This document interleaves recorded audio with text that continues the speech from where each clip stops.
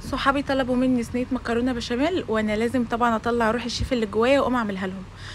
طلعت تحفه وطعمها كان فظيع. تعالوا بقى اقول لكم الطريقه. رتل ميه، حطيت عليه كيلو مكرونه، وكنت حاطه في الميه معلقتين زيت علشان المكرونه ما تلزقش. سبتها ربع ساعه تستوي.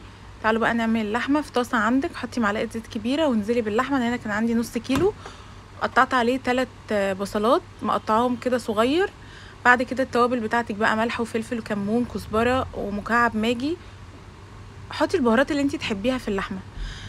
في الحله بقى بتاعت سلق المكرونه نزلت بمعلقتين سمنه، وبدات احط الدقيق بتاعي 3 معالق دقيق واقلب كويس. لازم تقلبي كويس عشان الدقيق ما يكتلش منك. بعد كده تنزلي بجزء من اللبن، وبعد كده تقلبي كويس لحد ما يدوب خالص. تنزلي بقى ببقيه كيلو اللبن. بعد كده تضيفي البهارات ملح وفلفل كمون ومكعب ماجي وتقلبي كويس جدا. هنا خلاص كانت اللحمه اتسلقت والبشاميل بتاعي كان تقل خلاص. نقسم بقى المكرونه بتاعتنا نصين. ضيفي نص خليط البشاميل على المكرونه وقلبيها كويس. بصوا انا هنا زودت تاني بشاميل. بصوا بتخلي طعمها فظيع. البشاميل كده بيبقى واخد من المكرونه بقى طعمها فظيع. الصينيه بتاعتك بقى افردي فيها نص المكرونه اللي انتي عملتيها. بعد كده ضيفي اللحمه. طبعا براحتك قوي في الخطوه دي.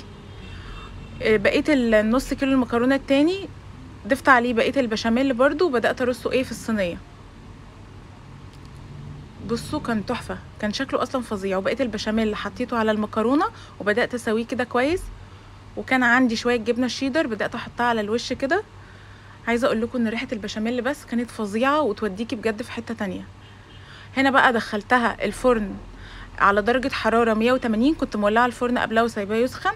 وبدات دخلتها كده في الرف التحتاني عشان تستوي من تحت وفوق. وكنت عامله صينيه صغيره. بعد ما طلعت كانت ريحتها قلب الدنيا.